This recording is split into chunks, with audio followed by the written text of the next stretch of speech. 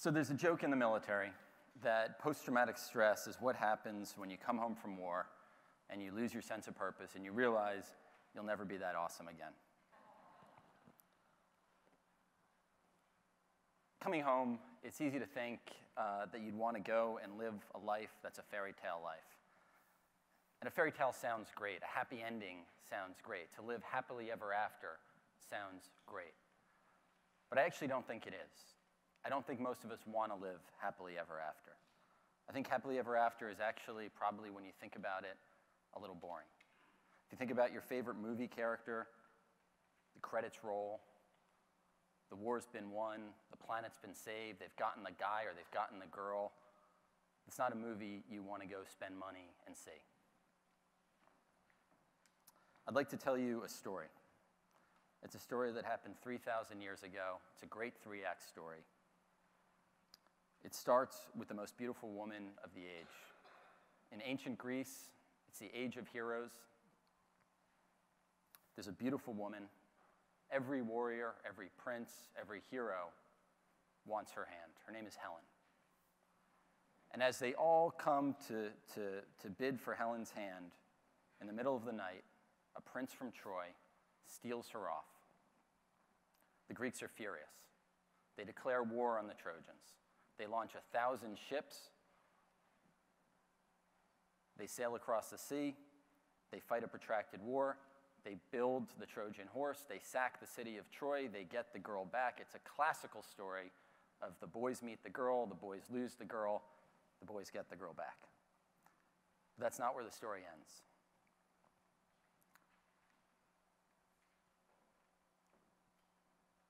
Because the next step is what happens to our heroes, at least those who were able to make it through the war. What happens to them when they come home from Troy? And that's where we have the story of the Odyssey. For me, when I came home from Iraq, I thought I was ready to start the next chapter in my life. I wasn't. I didn't feel quite at home. I felt ill at ease. I felt adrift.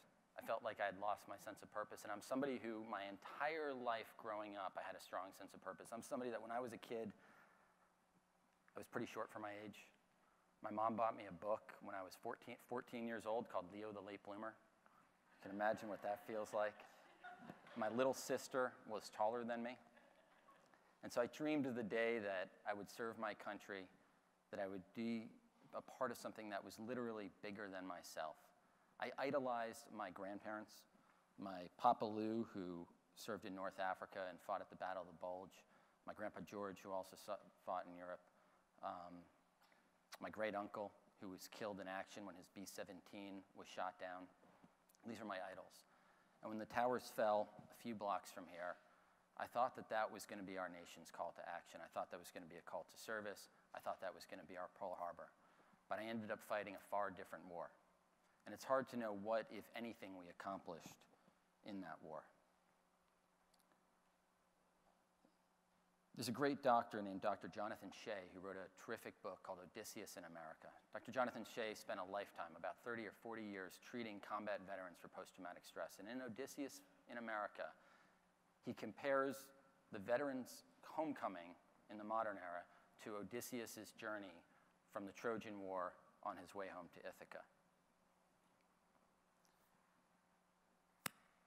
And when that journey particularly rings true for me. We first meet Odysseus. He's washed ashore in the land of Phaeacia. Phaeacia is a wealthy kingdom. It's been untouched by the Trojan War. They care more there about being entertained. They care more there about their media and about their sports teams. It sounds somewhat familiar. And so Odysseus lands in this shore, and this is actually at the end of his journey, though it's at the beginning of the book. And he's brought to the king's court, and at the king's court, he hears a bard singing the story of the Trojan War. And Odysseus begins to cry. And we're told in the Odyssey that his tears are those of a widow who has lost her husband in war, as she cries over his body and as she is dragged off into a life of slavery. Here is Odysseus, who more than anybody is responsible for the sack of Troy. He's the one who came up with the idea for the Trojan Horse. and he's crying like one of the victims that he created.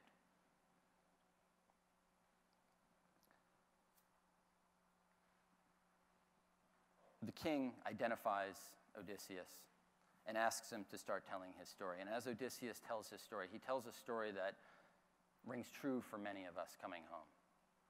Odysseus tells the story to the court of landing at the land of the Lotus Eaters, who drink a sweet tea every day that enables them to forget their pain and their suffering in their past.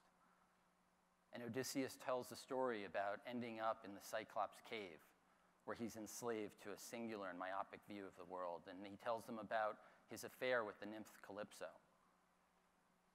He goes on and tells them about visiting the land of the dead, where he confronts the ghosts of the comrades he lost in battle by his side. He tells them about accepting the false charity of the King of the Winds. And he tells them about the siren songs. And I think a lot of us often forget what the sirens were actually singing about. They were singing such a beautiful song of the past that sailors would wreck their ships beneath their cliffs. Each one of these, according to Jonathan Shea, and I think we can see it amongst ourselves, is a powerful metaphor of what it's like to come home from war. For many of you, if I asked, do you have post-traumatic stress? Have you felt some post-traumatic stress today? I'd be met with puzzled looks. It's not something that's familiar. It's not something that is normal. It's alien. And what does that even mean?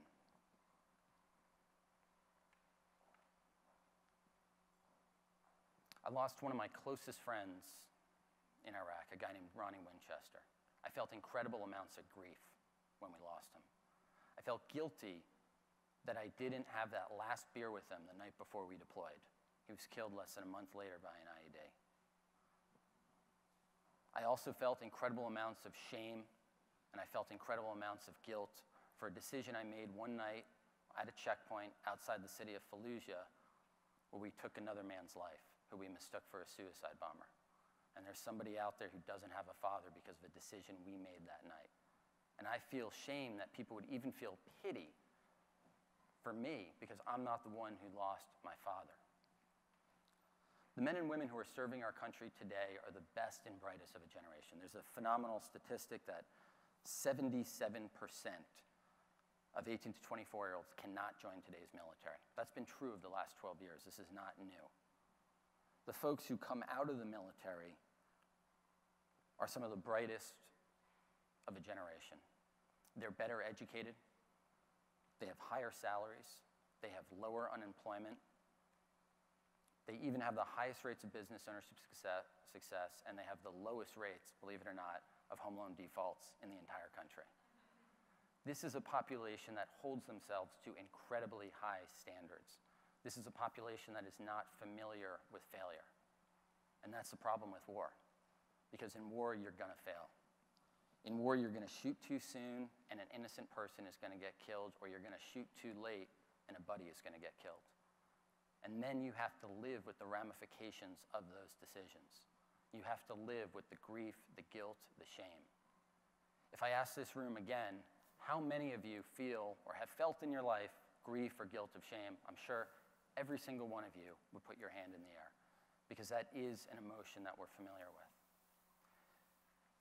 And I'd say that Jonathan Shea's metaphor of Odysseus returning home from war, it doesn't just apply to us combat vets, it applies to all of us in the trials we encounter in our lives.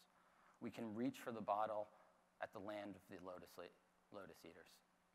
We can hide ourselves in the Cyclops cave. We can listen to the siren's song and become lost in the past. We can have an affair with Calypso, the nymph. We can even mourn so deeply that we get lost in the land of the dead. But what Odysseus had is he had a renewed purpose that took him through his Act 4.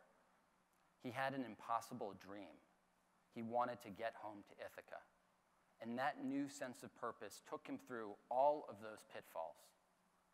And so what I would leave you with is that when we all go through the journeys and our own hero's journey, and as we travel through the trials of life, we too need our own Ithacas.